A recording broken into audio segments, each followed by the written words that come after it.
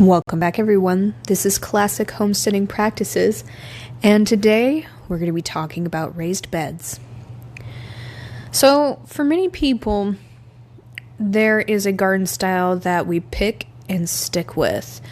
And the reason why I would go for a raised bed is because for me personally, it is the easiest way to grow plants. Now, even though I really do love planting a garden with pots, and it is the most versatile way to grow, being able to have a raised garden bed helps ergonomically.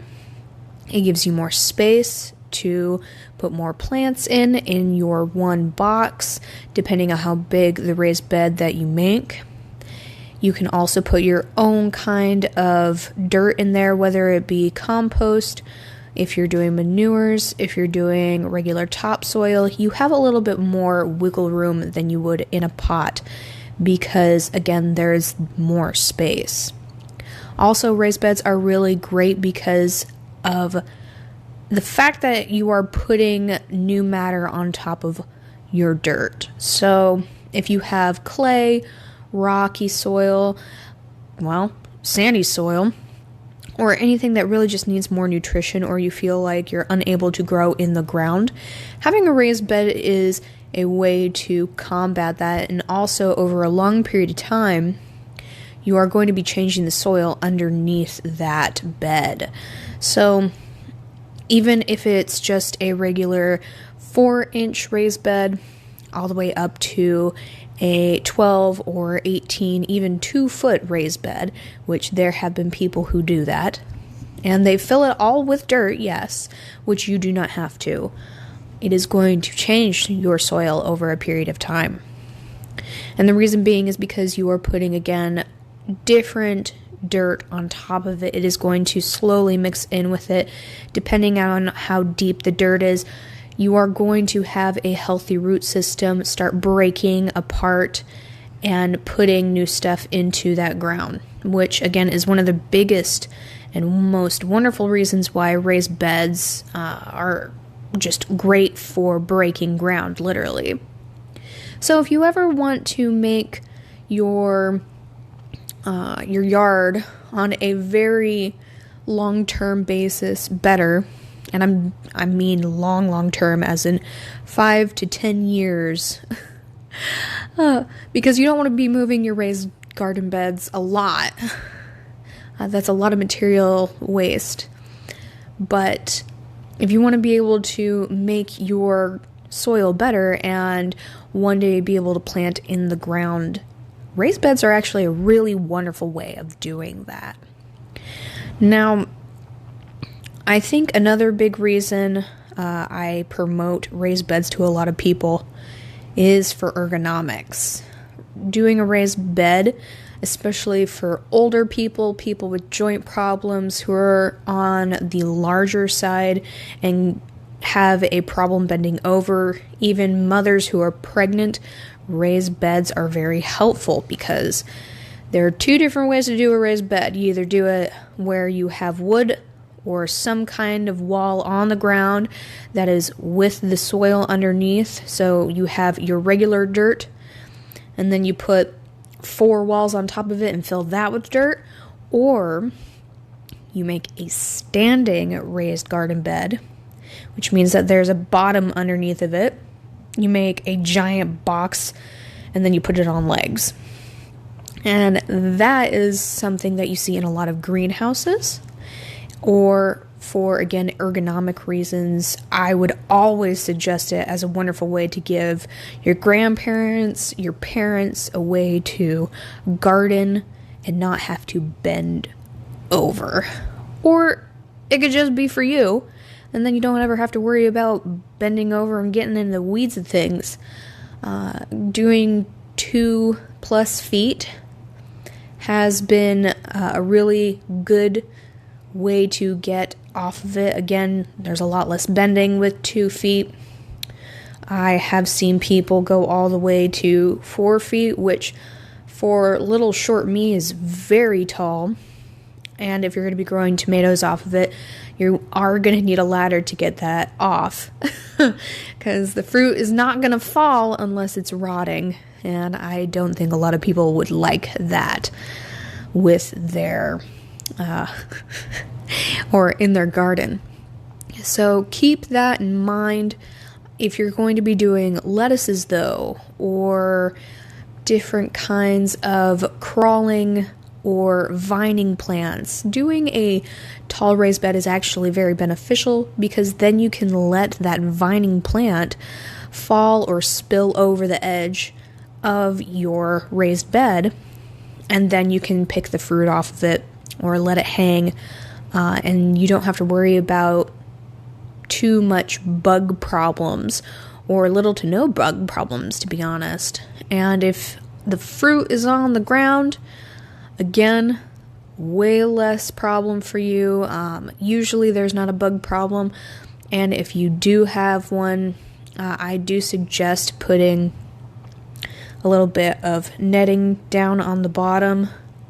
Also, a black weed fabric is a very good way to do that, to keep, the weeds out, keep the bugs down.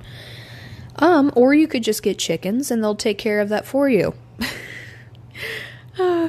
But for people who are unable to have chickens, it is really nice to be able to have that cascading effect, especially if you have cucumbers, watermelon, even pumpkins. I've been able to get small pumpkins. I do not recommend doing the large ones unless you know that the fruit is growing on the ground, just because you don't want your raised beds to start, getting a little bit too much weight on them. You don't want them to actually fall over or break from the stress of all that fruiting, that fruit coming off. That would be pretty wonderful to see. That's when you know you've done very well for yourself, when the entire face is just vining down and creating fruit. And it just makes me so excited, because we're definitely, everybody is in the beginning starts, or they've already started all their plants and they're outside. Unless you are in the north, then you have about a week, 2 weeks until your last frost date, which I hope everybody has gotten their starts and they're starting to take them outside during the warmth of the day and hardening them off, so you can put them in your raised beds. But yes, it is really good for ergonomics. It's really just everybody friendly.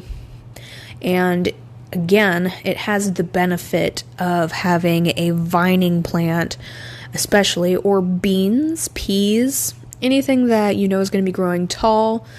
Even tomatoes can cascade downwards. They're a vining plant at heart, and you do not have to put them up on a trellis all the time. You can let them fall over.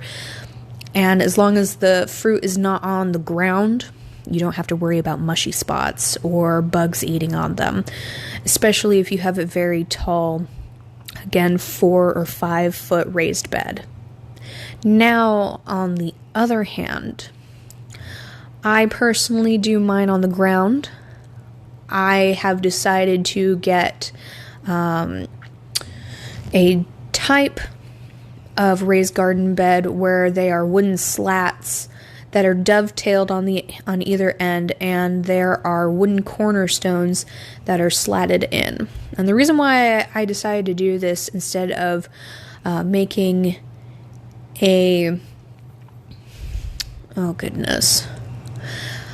basically a forever bed where you put nails and screws in there and you truss up the sides, is because we are a moving family. We are in the military. So being able to have something that is portable over a long period of time is very valuable to me.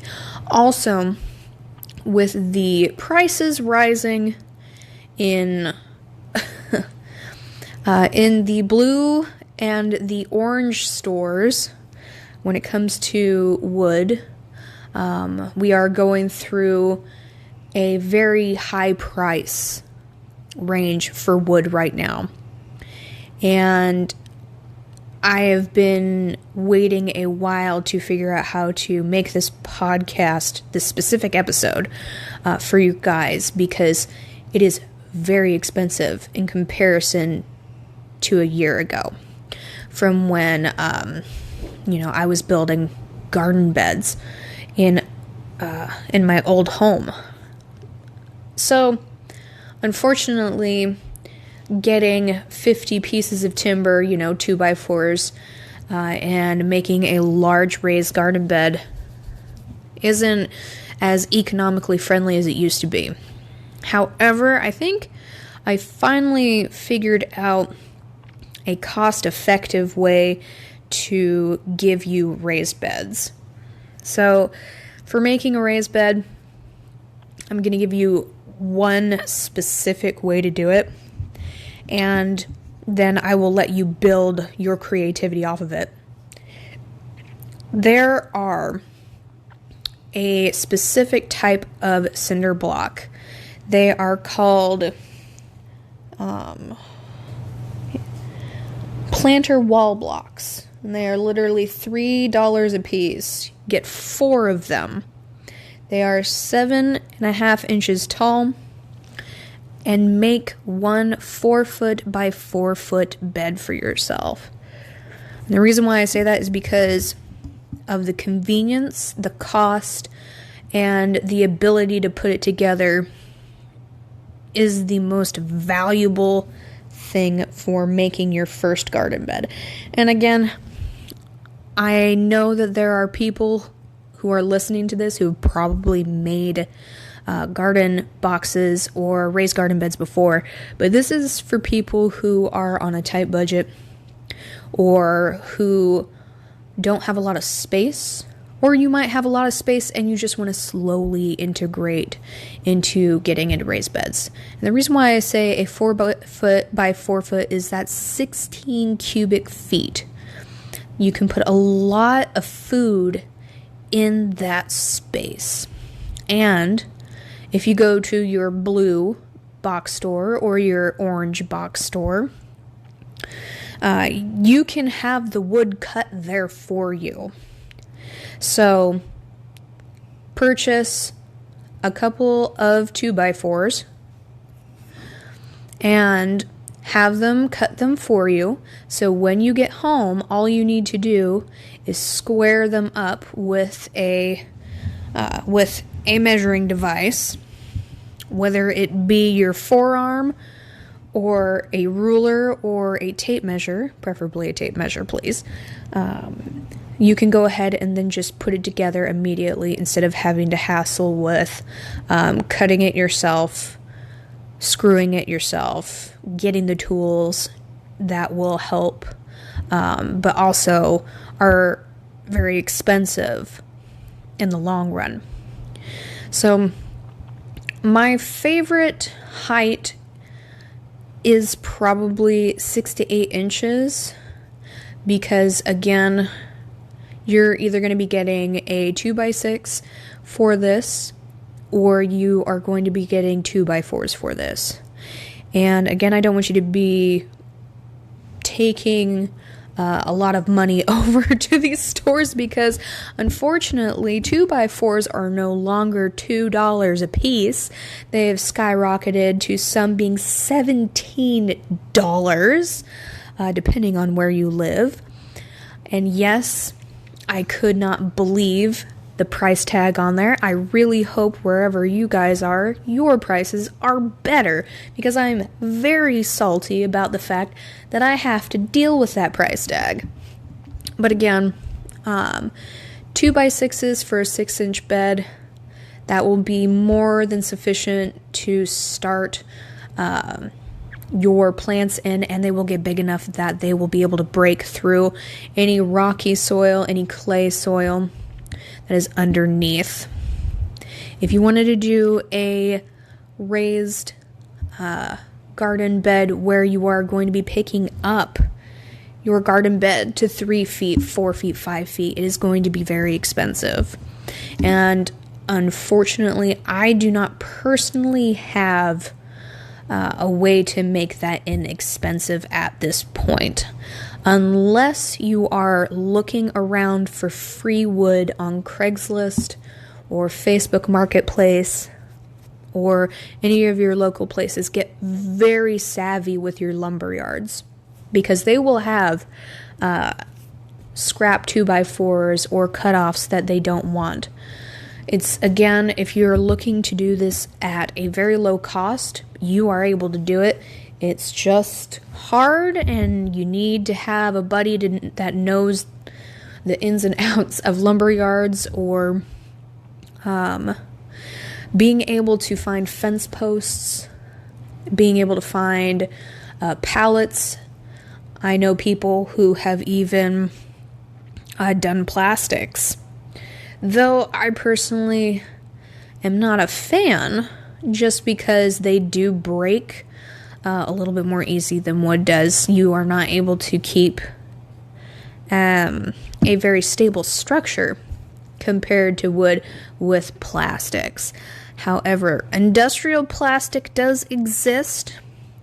I do know of people who have taken those giant oil tanks with the metal grids around them, and they've cut them in half, and they've made raised beds that way by drilling holes in the bottom of those. And then the only thing that you truly need to worry about is the cost of dirt. Now, again, you can always make your own dirt, which is very inexpensive. You can also find, I've found topsoil from Kellogg, of all places. I'm trying that out in my garden right now, and it's working very well. I did put a chicken manure on top of it to give it more nitrogen, though. So keep in mind, if you're going to use Kellogg's, which it should be about $6.50 over at your orange store, that is the cheapest that I've found for 2 cubic feet of dirt that I can pick up easily, unless you do a bulk order. Now, if you're going to be doing a bulk order, that makes a very big difference. That means that you probably have the money to splurge on getting big beds done. Also, if you have a friend who might have tin sidings on a wooden frame works very well as well.